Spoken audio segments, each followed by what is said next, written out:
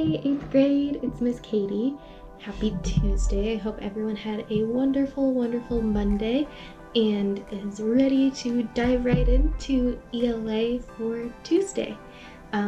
Yesterday we worked on a journal entry and you also had a grammar assignment. I didn't see a lot of questions about either of those, so I'm hoping that they went well, but if you do have any questions about them, again, always feel free to send me a WhatsApp. And we are going to continue on with today's lesson, which is very exciting. We will be reading a story and talking a little bit about a personal narrative. You might remember that the past couple weeks we have read some short stories. Last week we read Names Nombres by Julia Alvarez, and before that we read a story called The No Guitar Blues by Gary Soto. Both of those stories were examples of personal narratives. Today we will learn what a personal narrative is and take some notes about it, and we will read a different story also by Gary Soto. So get ready. Alright, so our first activity before we read the story is we are going to take some notes about personal narrative. I have included a worksheet in your study packet where you can take some notes, but I'm going to take a moment just to explain a little bit what a personal narrative is. So pay close attention so that you can fill in the notes as you listen to the video.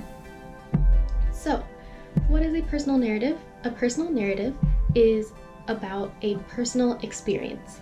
It allows a reader to share an author's excitement, sadness, happiness, really whatever they're feeling about a particular time in the author's life. Personal narratives focus on one event that gives insight into an author's life. So it's one event that happened in your life that you are telling the story about. You want to bring your audience into how you were feeling in that moment, kind of like how Julia Alvarez brought us into that moment of how she was feeling about her name. And I will have some questions for you tomorrow about the story that we read. So first, I want you to think of the acronym RAFT. You will see this in your worksheet where you're taking notes, so please make sure to write down the acronym RAFT. So R, you want to think about the role. Whose role is it? Well, it's yourself. It is a personal narrative. You are the one telling the story. It is yourself. A, who is your audience? Who's going to be reading this story?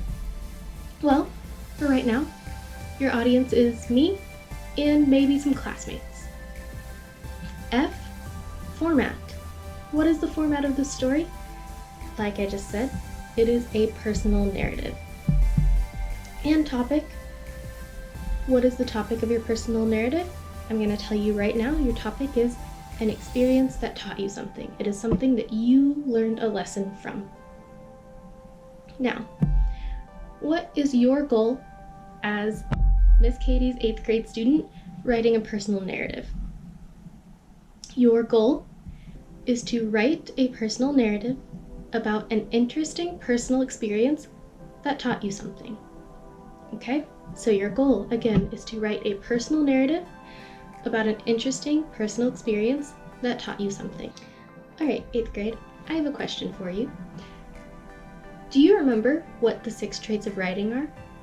We've talked about it a lot in our class, and we're going to talk about it now specifically as it relates to your personal narrative. You'll see this in your notes as the elements of writing. In our class, we've talked about them as the 6 traits of writing. Remember, our 6 traits of writing are ideas, organization, voice, word choice, sentence fluency, and conventions. Those are our 6 traits of writing. And now we're going to talk about those as they relate specifically to your personal narrative. So, ideas. When you're thinking about ideas in a personal narrative, you want to share the most important ideas and details to make the reader want to know what happens next. Organization. You want to make sure that you put your events or your story in a logical order. So, as with any story, be sure to include a beginning, a middle, and an end to the personal experience that you're writing about. Voice.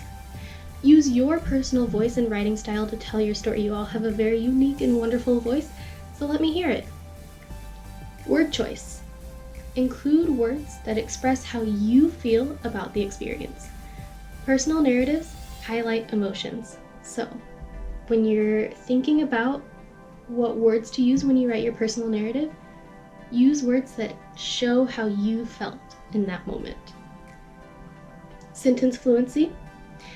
Create a style in your writing by writing original sentences in a variety of lengths. Remember, sentence fluency means that we can use simple sentences and compound sentences, but we're being very careful to not use run-on sentences or fragments.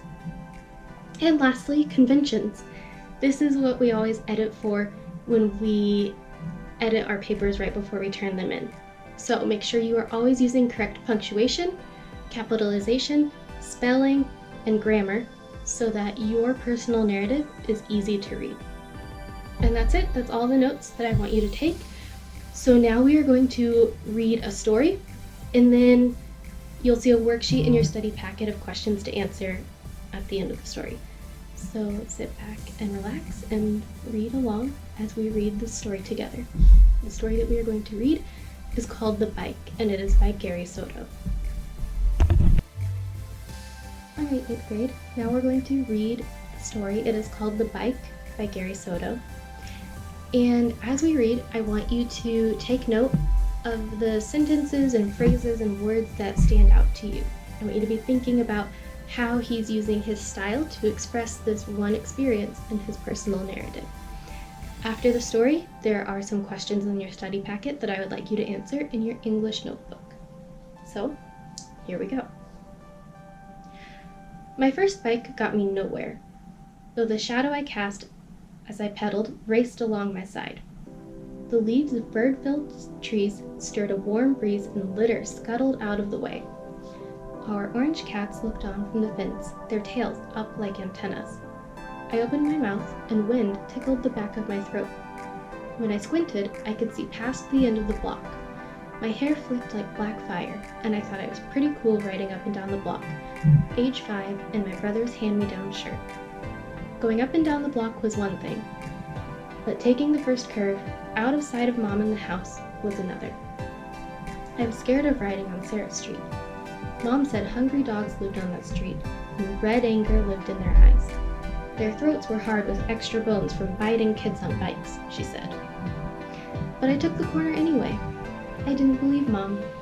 Once she had said that pointing at rainbows caused freckles, and after rain had moved in and drenched the streets, after the sparrows flitted onto the lawn, a rainbow washed over the junkyard and reached the dark barrels of Coleman pickle. I stood out the window, looking out, amazed and devious, with the devilish horns of my butch haircut standing up. From behind the window, I let my fingers slowly uncurl like a bean plant rising from earth. I uncurled it, then curled it back, and made a fist. I should remember this day, I told myself. I pedaled my squeaky bike around the curve onto Sarah Street, but returned immediately. I braked and looked back at where I had gone. My face was hot, my hair sweaty, but nothing scary seemed to happen. The street had looked like our street. Parked cars, tall trees, a sprinkler hissing on a lawn, and an old woman bending over her garden. I started again, and again I rode to the curve, my eyes open wide as they could go. After a few circle 8s, I returned to our street. There ain't no dogs, I told myself. I began to think that maybe this was like one of those false rainbow warnings. I turned my bike around and rode a few times in front of our house, just in case Mom was looking out for me. I called out, "Hi, Mom, I haven't gone anywhere." I saw her face in the window, curlers piled high, and she waved a dish towel at me. I waved back, and when she disappeared, I again tore my bike around the curve onto Sarah Street. I was free. The wind flicked my hair and cooled my ears. I did figure 8s, rode up the curves and onto lawns, bumped into trees, and rode over a garden hose 100 times because I liked the way the water sprang up from the sprinkler after the pressure of my tires. I stopped when I saw a kid my age coming down a porch. His machinery for getting around was a tricycle. Big baby, I thought, and said, "You can run over my leg with your trike if you want." I laid down on the sidewalk and the kid, with fingers in his mouth, said, "Okay." He backed up and slowly, like a tank, advanced. I folded my arms behind my head and watched a jay swoop by with what looked like a cracker in its beak. Then the tiger climbed over my ankle and sparks of pain cut through my skin. I sat up quickly, my eyes flinging tears like a sprinkler. The boy asked, "Did it hurt?" "No," I said, almost crying. The kid could see that it did. He could see my face strain to hold back a sob, 2 tears dropping like dimes into the dust. He pedaled away on his bucket of bolts and tossed it on his front lawn. He looked back before climbing the stairs and disappeared into the house. I pulled up my pants leg. My ankle was purple, large, and hot, and the skin was flaked like wood shavings. I patted spit onto it and laid back down. I cried because no one was around, the tears stirring up a lather on my dirty face. I rose to my feet and walked around, trying to make the ankle feel better. I got on my bicycle and pedaled mostly with the good leg. The few tears still on my eyelashes evaporated as I rode. I realized I would live. I did nothing fancy on the way home. No figure eights, no wiggling of the handlebars, no hands in my pockets, no closed eye moments. Then the sudden bark of a dog scared me, and my pants leg fed into the chain, the bike coming to an immediate stop. I tugged at the cuff, gnashed and oiled black, until ripping sounds made me quit trying. I fell to the ground, bike and all, and let the tears lather my face again. I then dragged the bike home with pants legs still in the chain. There was nothing to do except lie in the dirt because Mom saw me around the corner from Sarah Street. I lay down when she came out with the belt and didn't blame the dog or that stupid rainbow. Alright, 8th grade, so that was the story, The Bike by Gary Soto. In your study packet, you have a worksheet that looks like this called Narrative Reflection. So I want you to think about the story that you just listened to. I've also included a link to it in the study packet if you want to go back and read it for yourself. And answer these questions in your English notebook. As always, please remember that if you have any questions, you can always message me on WhatsApp. I will always answer. If I don't answer right away, then it means I'm probably in a meeting, but I promise if you have a question, please ask it. I will answer. I would love to hear from you. And tomorrow, we will be starting to brainstorm our own personal narratives. So get very excited for our writing assignment with personal narratives. All right, 8th grade, awesome job today, and I will see you tomorrow.